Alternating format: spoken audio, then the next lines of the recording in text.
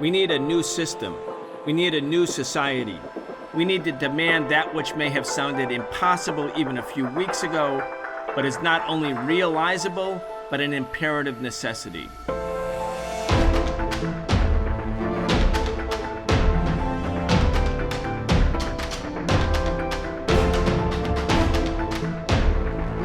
The Israeli regime has resumed its genocidal war against the people of Gaza.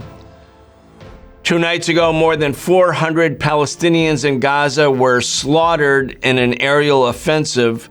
More bombings took place last night. Donald Trump is threatening Iran, a formidable and large country in the Middle East with a very strong military. Welcome to the Socialist Program. I'm your host, Brian Becker.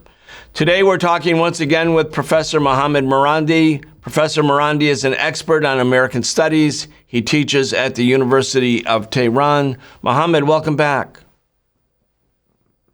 Thank you very much for inviting me, Brian. Always a pleasure.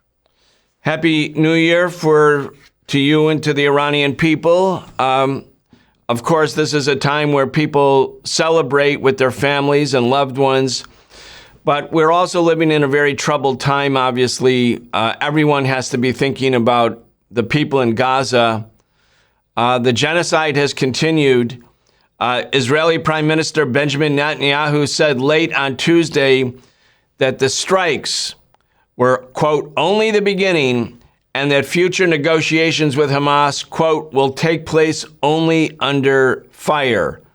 Obviously, the Netanyahu government did not want phase 2 of the agreement that was signed in January to end the war. Anyway, let's get started. Well, congratulations to you and your viewers on the new year, Nowruz, which is the first day of spring. Iran and I think 10 other countries celebrate Nowruz. And I hope this is a year where people across the world have peace and tranquility. And we all hope that the Holocaust in Gaza comes to an end, a permanent end, and that we have peace and equality across the region. I think that the breakdown of the ceasefire was something that we all should have expected from the very beginning. The reason why the genocidal war, in my opinion, lasted so long in the first place was because of Netanyahu and his coalition. Netanyahu needed to stay in power, and his coalition wanted genocide.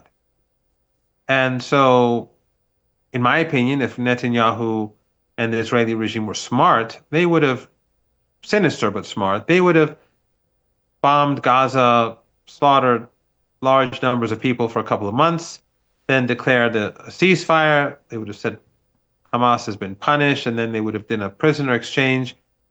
People would have believed the lies about the beheadings and the rapes. But since he needed the war, it continued, and more people across the world were outraged. Then people began to start learning about Palestine. They learned about the Nakba. They learned the truth about the claims about of beheadings and rape, and they found out they were all lies. And as the war continued, people became more disgusted with the regime, and it lost its legitimacy in the eyes of the overwhelming majority in the global South, or the global majority. And I also think the reason why the war expanded into Lebanon was for the same reason, that Netanyahu needs perpetual war to stay in power. And the reason why we had a ceasefire was, I think, that at the beginning of the Trump presidency, Trump wanted a ceasefire, and he imposed it on Netanyahu. But it wasn't going to last. As soon as Trump began to say that Palestinians must leave Gaza, I think it was clear that the intention was never to implement the deal. The deal, of course, was the Americans were behind the deal, and they're also the guarantors. And so when Trump himself says the third phase is nonsense, basically that means the deal is not going to last. And so since Netanyahu needs war, and we know the situation in occupied Palestine is becoming increasingly complex. He's removed the issue of the head of the Shin Bet, and now the removal after the new wave of genocide in Gaza is creating huge friction between the secular Ashkenazi establishment and, of course, the rising religious Zionist faction inside the regime. So he needed this genocidal attack to strengthen his cabinet, to bring back in the other elements of the fanatics who left, religious fanatics. Of course, all Zionists are fanatics. And he's been able to achieve a lot. I think that so far in this year and a half, Netanyahu as an individual is a winner. But I think the Israeli regime is the biggest loser. And the reason is that, as I said earlier, it has been delegitimized in the eyes of the world.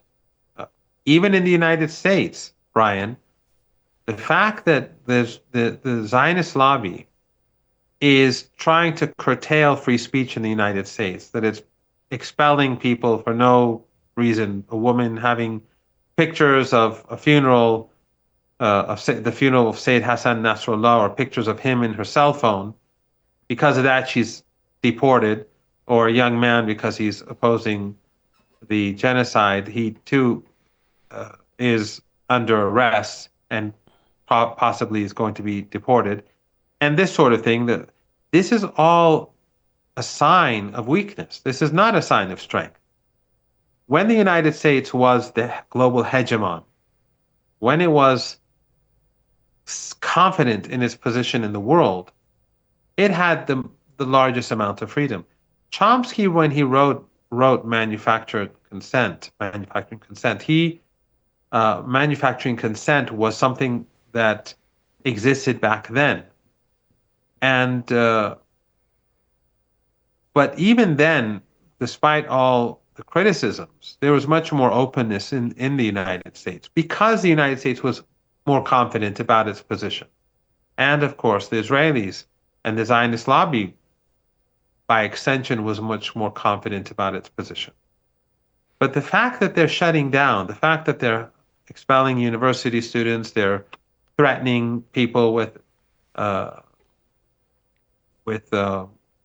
expelling them from the country, the fact that they're shutting down free speech increasingly, I think is a sign that the Israeli regime is in serious trouble. And the Israeli regime is the biggest loser in this war. It has lost, of course, militarily, because it could not gain any ground in Lebanon, despite heavy fighting with Hezbollah. It could not take Gaza, despite a year and a half of genocide. It succeeded in Syria, but that is a double-edged sword. Bringing these extremists to power through an agreement between Netanyahu and Biden and Erdogan, in a sense, vindicated the resistance. Because now people are seeing that these Al-Qaeda and ISIS extremists, they're seeing who they really are. They're discovering that what Iran and Hezbollah and those who oppose the dirty war in Syria were saying a decade ago was all true. And I think you would agree that many people who are now completely opposed to what's going on in Syria a decade ago thought very differently. So I'm not quite sure how this is going to end, because Syria is a black hole. It is costly for Turkey. The situation is getting worse. It's costly for Qatar, which has, alongside Turkey, has been supporting these extremists. The Israeli regime has entered Syria, taken a lot of territory, but it's overextended already as it is. It's good again for Netanyahu, because he's showing himself as a successful expansionist. But Israel is overextending itself, and it is weakening its allies, because Turkey and Qatar are allies of Israel, like the rest of the region. Qatar is not opposed to Israel. Al Jazeera shows sympathetic. It shows itself to be sympathetic, but Qatar also to the Palestinian cause. But Qatar also facilitated the airstrikes against Yemen. Qatari airspace and bases and the U.S. base inside Qatar was used for the airstrike. So, and Turkey is a part of NATO. So weakening Qatar, weakening the Turkish position, having Al Qaeda and ISIS strengthen inside Syria, which is also a threat to Saudi Arabia, Egypt, Jordan, and other such countries. This in the long term can actually be harmful for the Israeli regime.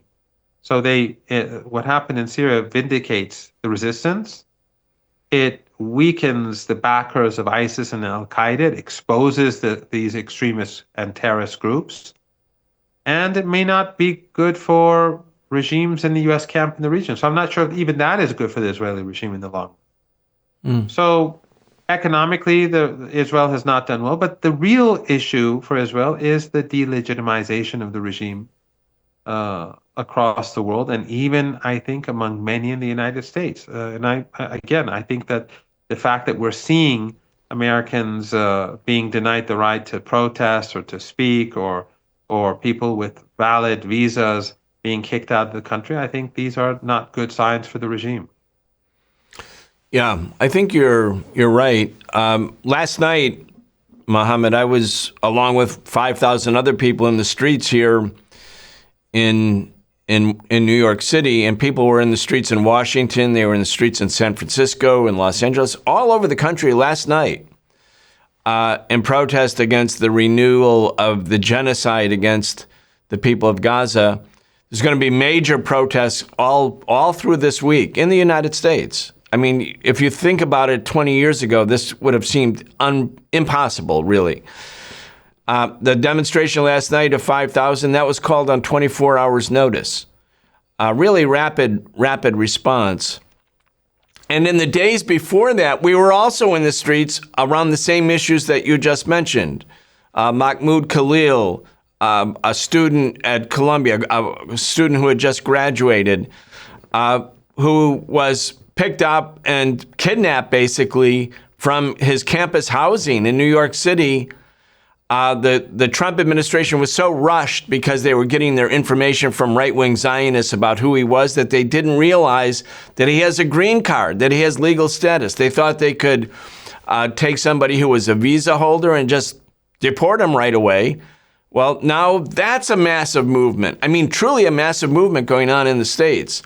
So Columbia University then expelled a whole bunch of students who were part of the encampment. They were completely peaceful protesters, including the president of the union who was getting his PhD. He was just expelled, and they expelled him the day before the collective bargaining for workers at Columbia. So now unions, including United Auto Workers and other major unions, are joining this fight. One thing after another. But certainly the delegitimization, as you're pointing out, of Israel, that's happened. And frankly, it's never going to go back. This is mainly a movement of young people. It's not only young people, but these young people are not going to think in 10 years when they're 30 years old, oh, now we love Israel. No, that's never, ever, ever going to happen. One last thing before I turn it back to you. I'm just thinking about, I woke up this morning, I'm thinking, wow, this is March 19th. Well, 22 years ago, the U.S. launched the shock and awe invasion of Iraq. On that same day, in 2011, March 19th, the U.S. began the bombing of Libya. So if you look at this last 25 years, the invasion of Afghanistan, the war against Iraq, the destruction of the Gaddafi government in Libya, and as soon as that happened, even the hesitant figures in the U.S. ruling establishment, like Obama, who was really not convinced at first that the Libyan war was a good idea, he joined the team to say, Assad must go, Assad must go. Here we have 25 years of endless war, and you have this looming personality of Netanyahu. Good for him. He's not in prison. He's not going to trial. He's still prime minister. His right-wing cabinet members are coming back, so good for him. But the Israeli Zionist project, this colonial settler project, not good for that. and not good for the United States. I mean, the United States, to the extent that it's hitched its wagon 100% to Netanyahu, is, I believe, as you're saying, ultimately going to pay a very heavy price, not militarily necessarily, but because the people of the world, and public opinion matters in our era, maybe it didn't 400 years ago, but it does now, public opinion has turned. Anyway, I do think you're right. This is kind of like this moment, this inflection moment, this change that's never going to be undone. I agree completely. And I think that the Israeli regime is the biggest loser, but it knows that it's the biggest loser. When the Zionist lobby is so abusive and so open about shutting down free speech in the United States, not free speech about, I mean, the issue is it's worse than like not being allowed to speak about something happening in the United States. They're not allowed to speak about what's happening in another part of the world, and a genocide for that matter. So I think it's clear that it shows weakness. It shows that the Zionist project is in very bad shape. And in addition to that, I would say that not only do I agree that Israel is a burden. It's not an asset to the United States. It's a burden. It's a liability for the collective West, because the genocide is now attributed to the collective West, the whole political establishment. They can't say that Israel did it and we opposed it. They facilitated it. They allowed it to happen. They helped it. They gave the regime aid. They gave it ammunition. They gave it weapons. They gave it political cover. So they've destroyed the soft power of the West, the so-called what that was once the West that was so once called the free world, the civilized world. Well, now they're seen as the opposite, those who are in charge. That the harm that brings about for the West cannot be calculated in terms of dollars or euros. Brand America, brand EU has been wrecked, and Trump, foolishly, was able to gain some credibility by pretending to be a peacemaker.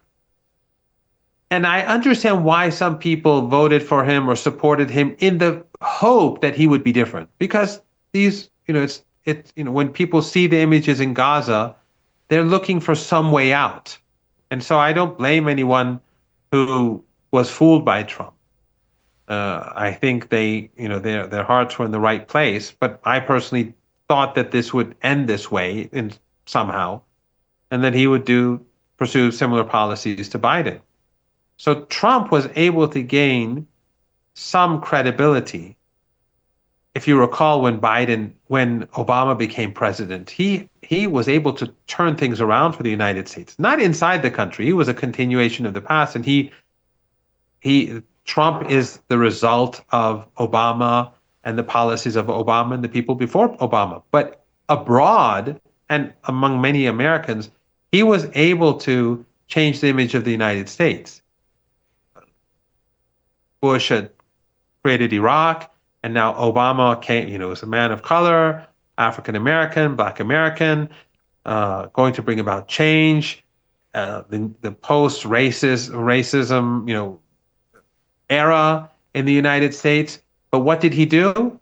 He squandered it through the dirty war in Syria, by Libya, by assisting Saudi Arabia in the genocidal war, and the Emirates in the genocidal war in Yemen. And he showed himself ultimately to be a continuation of the past. And he was the reason why we have Trump. We had Trump in 2016. He and, of course, the establishment and those before him. Trump, not to the degree of Obama by any means, but to a small degree, he was able to create this sense of hope among some that he would end the wars. And what did he do? He goes and bombs Yemen and makes huge threats, and he gives the green light to restart the Holocaust in Gaza.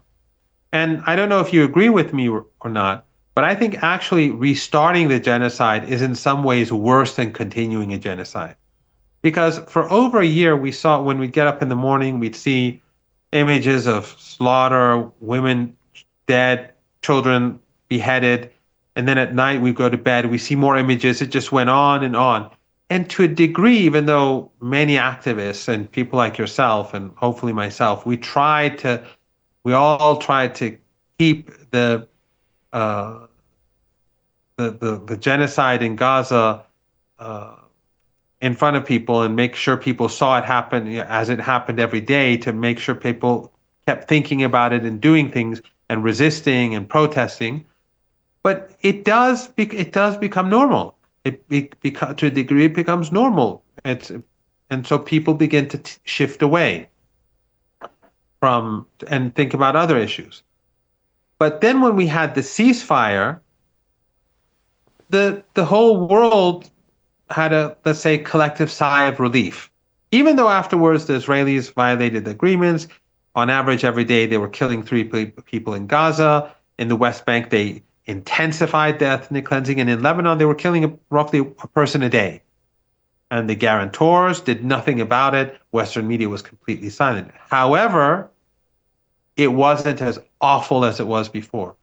But then when the regime, with Trump's support, suddenly goes and slaughters over 400 people within hours and then continues this genocide, it just makes people outraged because they thought it was over.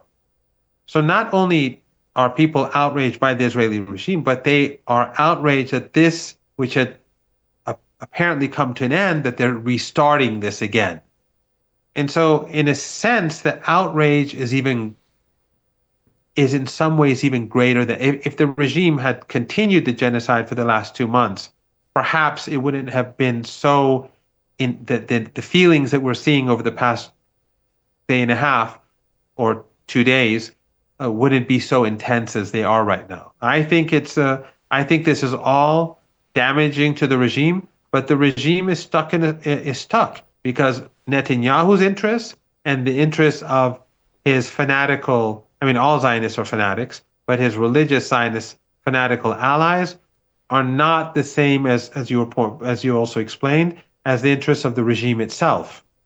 And so while he is successful, the regime is declining. Yeah. No, that's those are important thoughts. The war that Netanyahu is waging against the people of Palestine, it has the potential of becoming a regional war, clearly.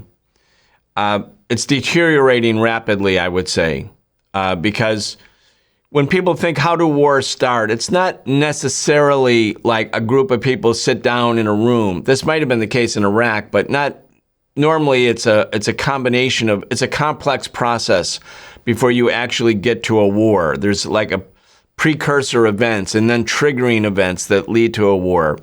The Iraq war was a premeditated war of aggression. You know, it was a war of choice, etc. But usually it takes a while because there are competing trends and factions within any ruling class, within any establishment. Here you have a situation where, as you mentioned, Obama, when he came in 2009, he went to a conference in Cairo, and he said, you know, we're going to turn a new leaf to the people of the Middle East. He basically mildly apologized for the U.S. carrying out the coup d'etat against the government of Iran, the democratically elected government of Iran in 1953, that then imposed on the Iranian people the dictatorship of the Shah for 26 years. He kind of alluded to it. It was the first time an American president said something like that. So everybody was giving him great kudos. And he got the Nobel Peace Prize. And so he was this man of peace, even though he had only been in office for like 1 day. He got the Nobel Peace Prize. It was like, it made Trump annoyed later. He wanted a Nobel Peace Prize since Obama had one. But your point is well taken. The U.S. for a moment had its soft power image sort of restored. Here you have Donald Trump I want to read this. It's from his Truth Social account. Think about from 2009 to 2025. Here's Donald J. Trump. Let nobody be fooled.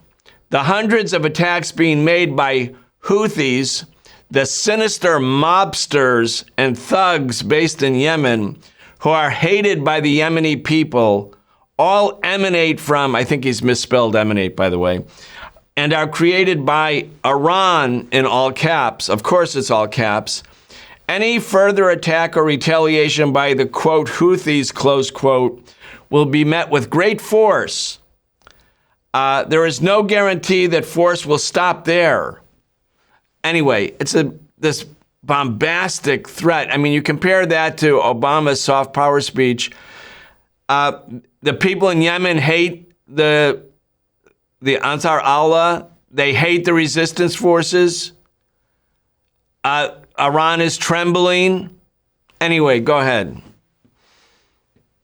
Absolutely. You're absolutely correct. And what I find quite stunning is how easily a segment of U.S. society and, of course, the establishment, as soon as Trump, even though they dislike him, speaks about war, some of them jump on board. If you recall, when during his first term, his opponents who were busy building up the case for Russiagate and all that, when he decided to bomb Syria, suddenly a lot of them said, he's become the president. You have to kill people in the United States in order to become the legitimate president. And so even here we see that we see the same thing. Or when he restarted the genocide, he gave the green light for Netanyahu to do so. The Wall Street Journal, I don't know if you saw, they were basically fully supporting these genocidal strikes being carried out in Gaza. But Ansar Allah, as you rightly used the term, and rarely do I hear that, Ansar Allah is not the Houthis. The Houthis is a tribe, a very important tribe in Yemen. But Ansar Allah is much broader than the Houthis. It has members and supporters from across the countries, and it has allies from across the country. And it has supporters outside the country. Ansar Allah is now a household name in the Arab world. They know who they are. And by the way, during the genocide in Yemen, first of all, if they were proxies, they would have been overthrown. The Saudis spent hundreds of billions of dollars, not tens of billions of dollars, hundreds of billions of dollars for 7 years. And probably the Emiratis spent the same, if not more, but a huge amount of money to overthrow them. And the collective West was behind them. They were giving them weapons and advisors to wipe out these people. And the American government the U.S. Navy was helping enforce a starvation siege in the Red Sea. Sounds pretty familiar to what we have now in Gaza. If they were proxies, they would have collapsed. But during that 7 years of genocidal war, the capital always remained under their control. And the overwhelming majority of the people of Yemen live in areas controlled by Ansar Allah, the Yemeni government. Why is that the case? Because they have popular support. The Saudis, the Emiratis paid huge amounts of money to buy off heads of tribes, to have them flip. It didn't work. Even though it's the poorest country devastated by genocidal war in the entire Arab world. But Ansar Allah, you see the crowds. That's who they are. And they are the ones who are taking the moral stand. They are, what is this all about right now? A year and a half ago, when the Israeli regime began the genocide, they blocked the Red Sea to ships related to the regime, saying that we are enforcing the Genocide Convention. As long as the genocide takes place, we're going to block the Red Sea. And that's why Biden and his British sidekicks, they got involved and tried to destroy Ansar Allah. And again, like the Saudis, they failed. And then now again, we see the same thing. Ansar Allah stopped blocking ships after the ceasefire. And only when the Israeli regime began the starvation siege more than 2 weeks ago, after a few days, did they say that we're going to again restart the blockade unless you allow food to get into Gaza. So instead of Trump telling Netanyahu to allow food to get into Gaza and stop starving 2 million people, he goes and bombs Ansarullah. So Ansarullah is bombed because it's trying to stop starvation in Gaza. This is the world that we live in today. And by the way, when the genocidal war began 10 years ago, and the genocidal war that the Saudis started, the green light was given by Obama. When it began, the entire Arab media, almost the entire Arab media, supported the genocidal war. Al Jazeera back then supported it. Erdogan supported it. And Ansarullah was demonized across the board. Ordinary people on the Arab streets looked down upon it. But now their image is the exact opposite. So whoever works against Ansarullah discredits itself. And that shows the immense power. That while the United States has destroyed its soft power, Ansarullah has gained enormous soft power, not just in the region, but even beyond. And so when countries like Qatar helped the Americans bomb Yemen, alongside the Emirates and alongside Bahrain, and the Saudis allowed them to use their airspace, but of course the Saudis said we didn't allow them to refuel. Al Jazeera is quiet about it, doesn't brag about it. Why? Because Ansarullah's image is so positive among its viewers and among people across the region that it's best to hide it. It's best to hide the fact that Qatar is taking part in these crimes against humanity. And it also shows, by the way, that Qatar is not sincere about its support for Palestine. Otherwise, it would encourage Ansarullah to block the Red Sea to these ships. So while some people say soft power is not important, and what's important is what happens on the ground, I think that soft power is very important. And I think that public opinion is extraordinarily important.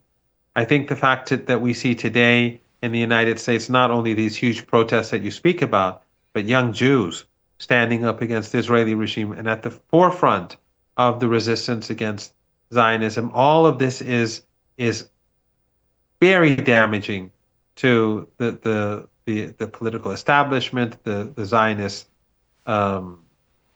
lobby, and the Israeli regime itself.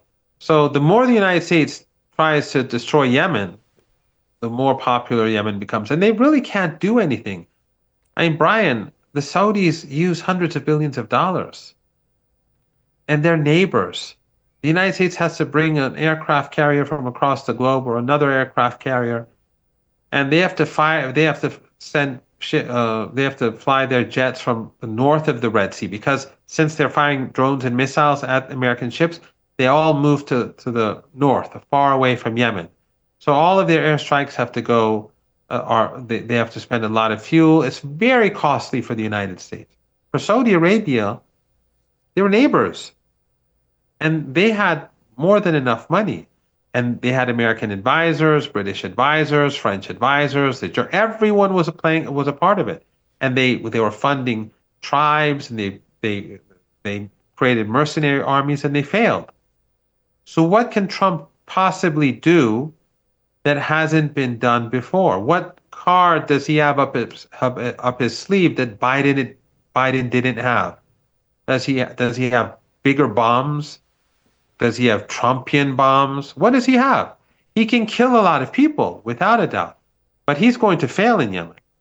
And once he fails in Yemen, it's not going to look good, because people are going to look back at these bombastic statements and see that he's not nearly as strong as he claims to be. Remember what he said about Gaza? That if the hostages, as he called them, aren't freed by noon on Saturday, he basically implied that he's going to wipe out Gaza and kill everyone. If you read what he wrote, Hamas would have been destroyed, and it was implied that all Palestinians there are going to be killed. What happened? The day passed and he did nothing.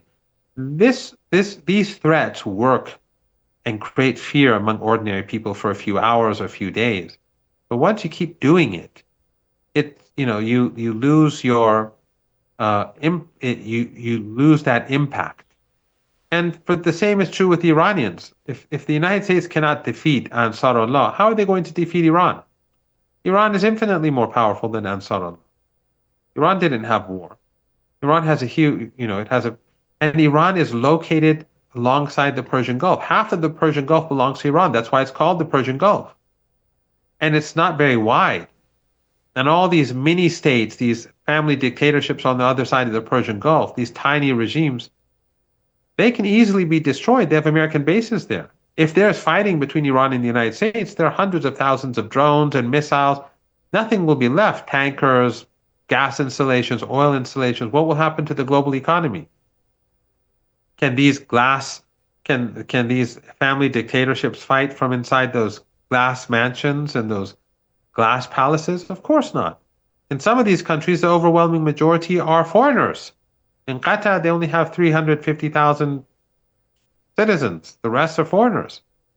The regime would collapse in days, if not hours. The same is true with the Emirates. The same is true with Bahrain.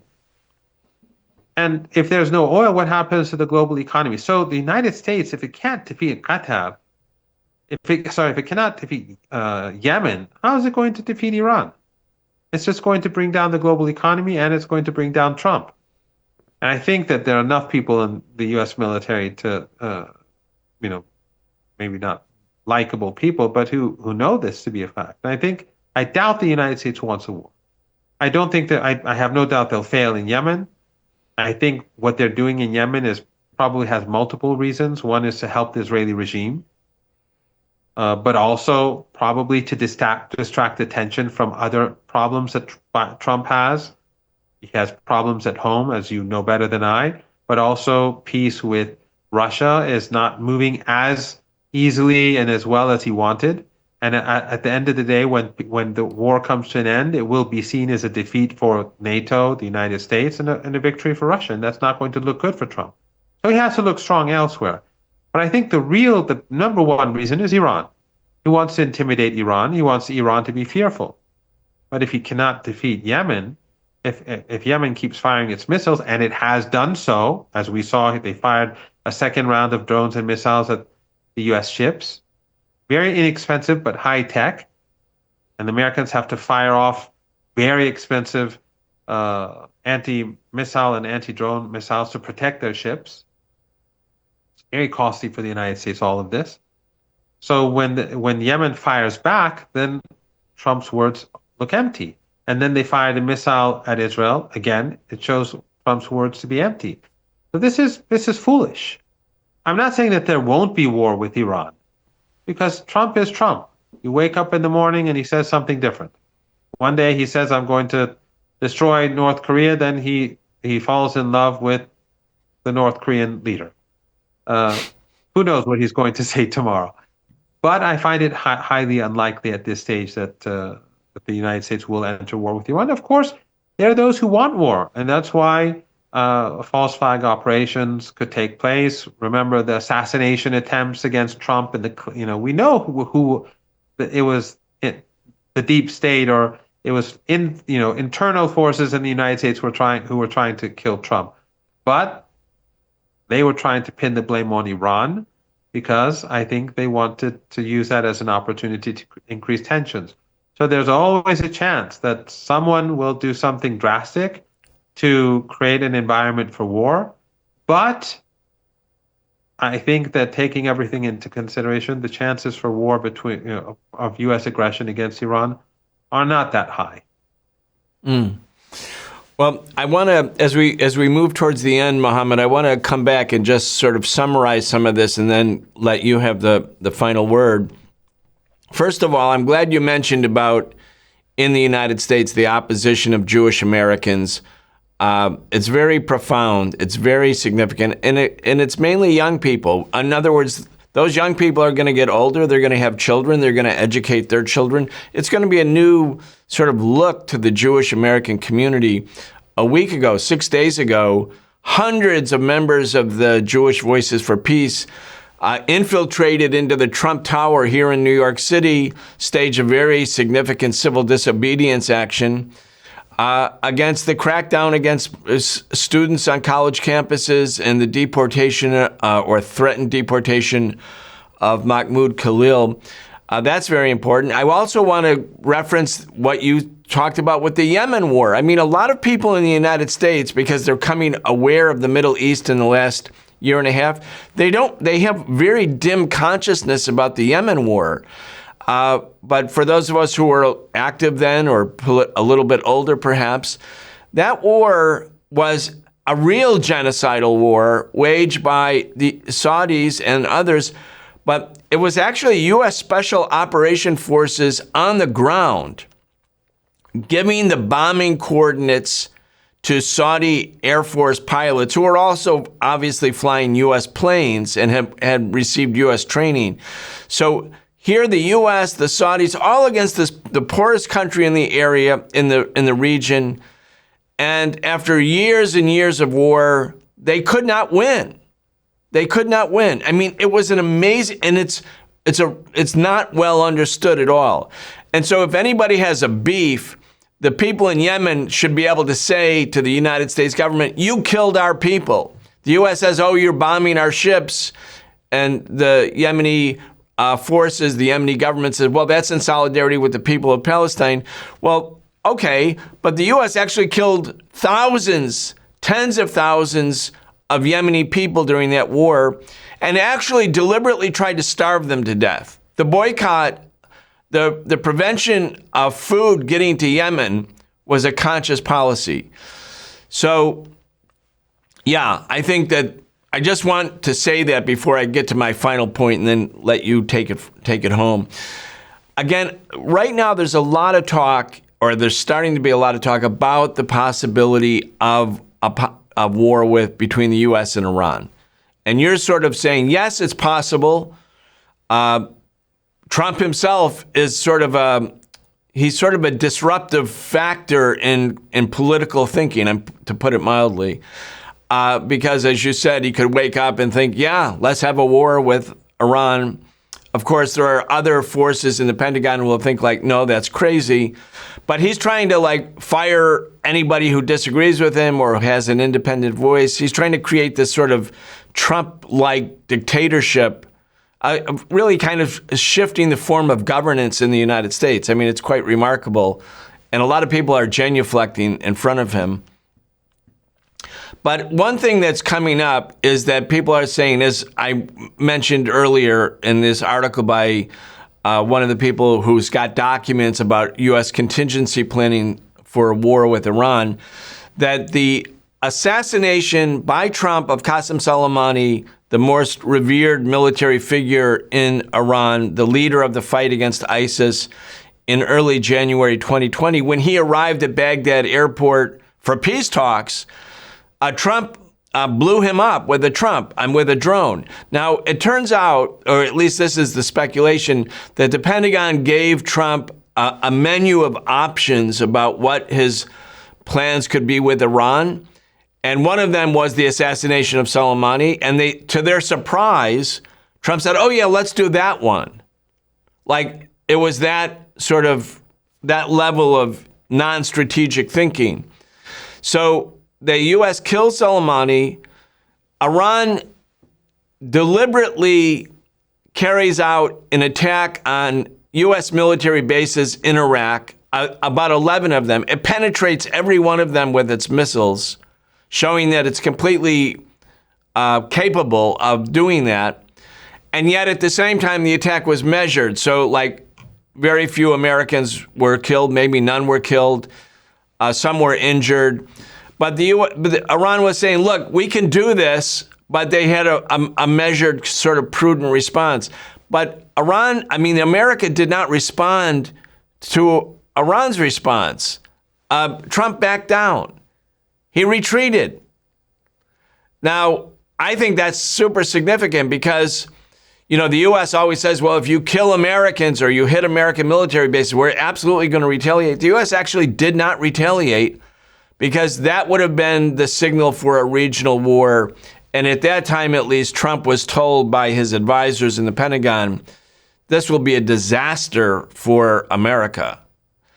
Anyway, I do want to highlight it because even though I think you're right, that there's a lot of restraints and Trump's bombastic talk will come into conflict with the restraints, there is a danger of war. And I think that's one of the reasons we want to talk about this, because a regional war with Iran, as terrible as the Gaza genocide has been, this will be possibly an explosive kind of moment that would not only simply be a regional war, but potentially a global war.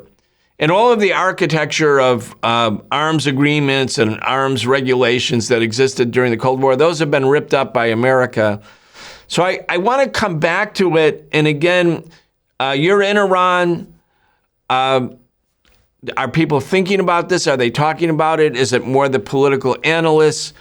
And your own view, if the U.S. was actually to take this ridiculously brazen act of aggression, what would happen from your point of view? Anyway, with that, I'm going to give you the last word.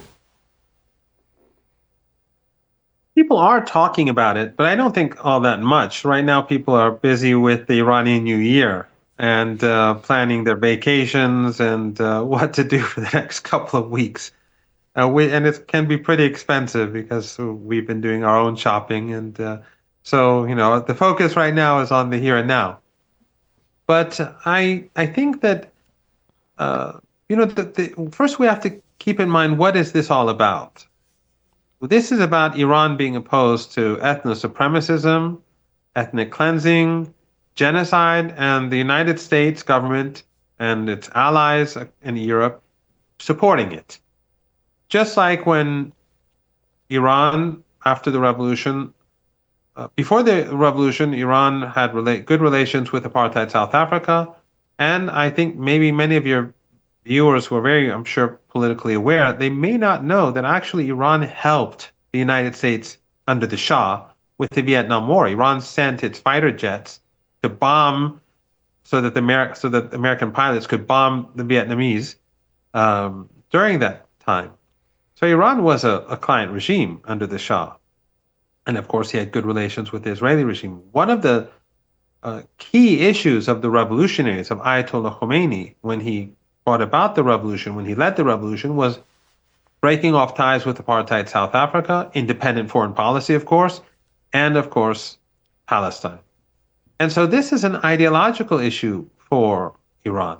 And thus the United States, Israel is not an asset for the United States or the Europeans. It's a burden. It's a liability. And we're seeing it play out because everyone is now opposed to the Israeli regime. In our region, they always were, but now it's become much deeper because of what we've been discussing earlier on. So any conflict with Iran is only going to be seen by the world as a conflict between Western regimes or the United States as the supporter of genocide in Iran, which has been leading the resistance against the genocide in Gaza. That's how it's going to be framed. No matter how hard the Americans try to frame it otherwise, it's not going to work anymore. The Western media and Western NGOs do not have the influence that they did before. American soft power has been demolished. Ukraine has been very costly to the West financially, probably many trillions of dollars. I mean, Trump himself tweeted 6 years ago, I think, that the wars in our region costed $8 trillion for the United States. And he said how stupid they were. Now he himself is involved. But I would imagine that Ukraine being very intense, the war, and the front line being 2,000 kilometers, and the sanctions and the fuel, the gas and the oil being sanctioned, the cost is probably more than whatever the Iraqi war was or the war in Afghanistan was. But in any case, that is a very costly war economically. But here in this region is economically costly, but the soft power damage that it's done to the West is something that cannot be calculated. So And then you have the issue of waging the war, the costs of war. For the United States to engage in war with Iran, they'd have to bring in maybe 1 million people. Do they have that money? This is not the 1990s. This is not the period when the United States was the hyperpower, as someone once called it. The United States has been through so many wars, endless wars, and the economy, as you know better than I, is doing very poorly. And Trump is probably going. I mean, even uh, Musk has said that the United States is moving towards bankruptcy. So when the economic situation is so poor, and when people are exhausted of war, and when even in the United States, as you rightly point out, young Americans from all walks of life have turned against these policies, the United States can neither afford a war with Iran financially, nor can it gather the support for such a war among its own people, let alone people in Europe or elsewhere. So I find it highly unlikely. A limited war or a limited fight would put Iran to great advantage because it's Iran's home turf. Iran can hit back wherever it wants. It has all its forces here. And Iran has been preparing itself for such a war for at least 2 decades. Ever since the invasion of Iraq, the Iranians have been building these underground drone and missile cities across the country. So the Iranians can fire off thousands upon thousands of drones and missiles at a go without those bases being destroyed. And as I said, the Persian Gulf region, these are glass palaces. The regimes themselves cannot protect themselves. They don't even have a population. The majority in these small countries are foreigners. They'd love to overthrow the political order. I mean, if there was a war, the Emirates would probably become a non-Arab country because the majority are from different parts of the world. They're slaves, basically, or indentured servants at best. And the same is true across the board. If Saudi Arabia can't export oil, it would collapse.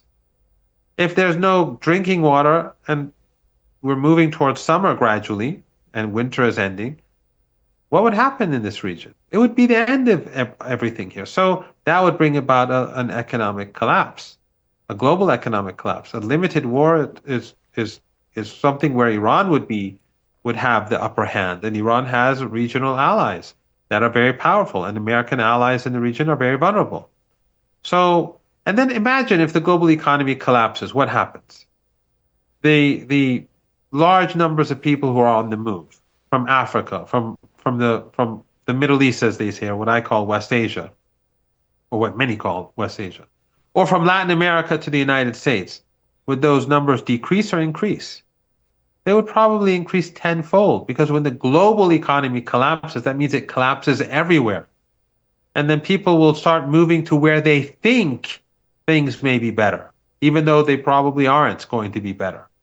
You know, it reminds me of the grapes of wrath when people were moving from the Dust Bowl towards California, they were getting these flyers and how it's heavenly over there. And when they got there, it was just as bad. But the point is that when people are desperate, they're going to move. So if people are worried about immigration and illegal immigrants, as they say, in Europe and the United States, then imagine how it's going to be when things get a lot worse in Latin America and Africa and in Asia. So war, any form of war, even a limited war, would be catastrophic for Trump. And I think I think Trump is not a normal person. I dislike him immensely, like most people across the world do. But I don't think he's stupid, just as I never believed that George Bush was stupid. You can't be stupid and become a leader in a big and powerful country. You have to have intelligence. You may be abnormal and you may be intelligent but foolish, but I don't think he has low IQ. So I think Trump, people around him, or at least in the military, because the people around him, of course, are fanatics. They're Zionist firsters, and I'm sure that many in Israel and Netanyahu and his coalition would want war, and I'm sure that if they could carry out some sort of false flag operation to encourage war, they would do so. But I think as things stand, the United States doesn't want to go there. And I don't think the United States is going to succeed. I'm sure that the United States is not going to succeed in Yemen. And I think as time goes by, Trump will try to distract attention away from the Red Sea, because when it becomes clear that Yemen is still there and they're still blocking the ships and the Americans are still killing people with no success, it's going to just get worse for him. And he's only, Brian, the Americans, their biggest success story against Iran and the axis of resistance has been to demonize Iran for 4 decades. Many people, not everyone, but many people across the world, they hear about Iran from Western media and they think it's some evil country, backward country, they're battering women and children are abused, and there are mullahs all over the place and who are, harming people and imposing themselves on people, which is utter nonsense. The Islamic Republic of Iran is a country with a constitution. It has a normal state. It has ministries. It has a sophisticated industry. It's developing. If you recall, just a few years ago, they were ridiculing Iran's military industry. Whenever Iran said we made this missile or that drone or this anti-aircraft or that tank, they'd say it's a joke.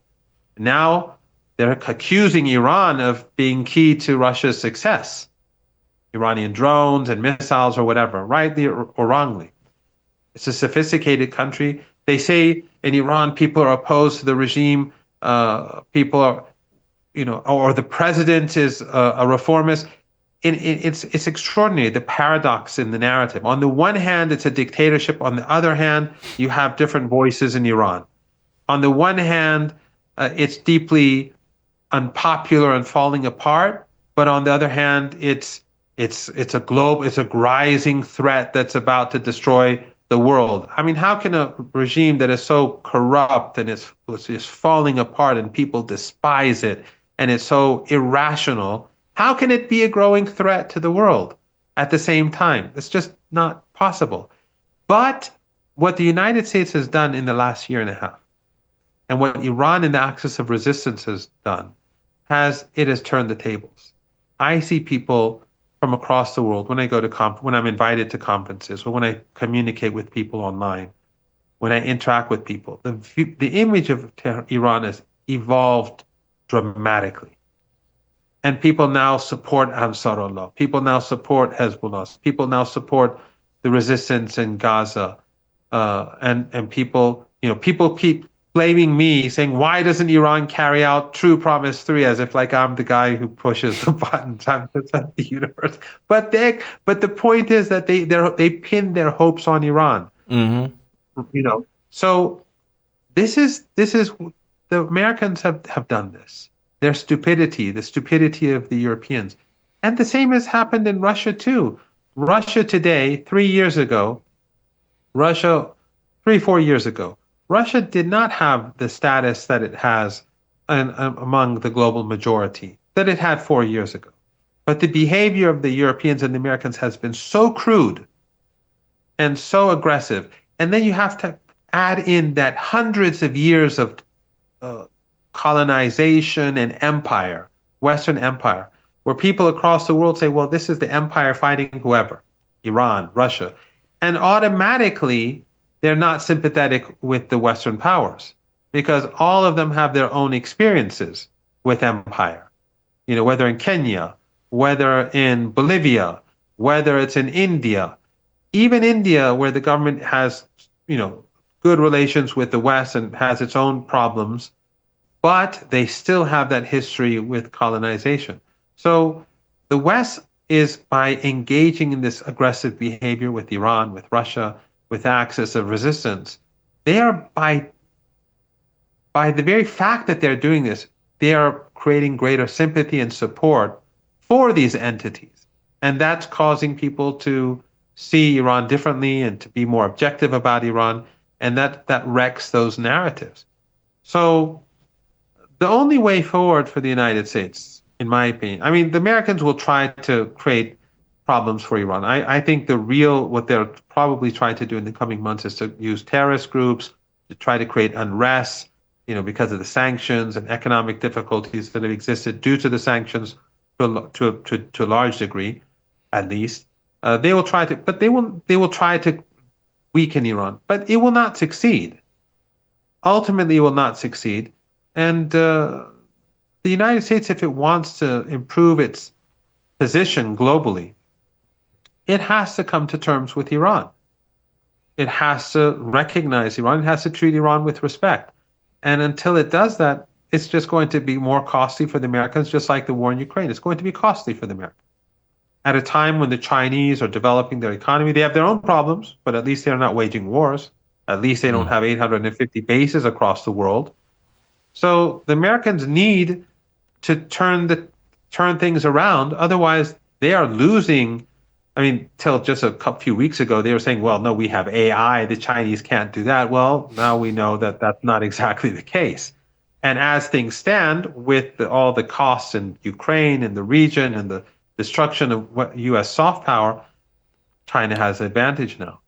So but the United States it has a horrible track record. It tears up all its agreements, whether it's a nuclear deal, whether it's the deals with the former that it made with the former Soviet Union about nuclear missiles and medium-range missiles, and whether it's about advancing NATO. So when it has torn up all these deals, it's going to even be more difficult for Iran to negotiate with the United States in future. So if the Americans want to turn things around, the only way forward will be for them the U.S. government, meaning, to change. And they need it, because I don't think the situation inside the United States is going to be very good for Trump. The economy is going downhill. Getting involved in all these wars, which people don't accept anymore, is going to make things worse for him. And he has lots of enemies in the United States who are going to rally against him as things go downhill. So the smart thing is for him to rethink. Do I think that's going to happen? At the moment, I don't see that happen. Well, nobody will hold you responsible for not being able to predict Donald Trump's behavior. Mohammad Marandi, Happy New Year to you and to your family, to your neighbors. Again, we really, really appreciate your insights, and thank you for taking the time out. Thanks so much. Happy New Year to you and your family and all your viewers.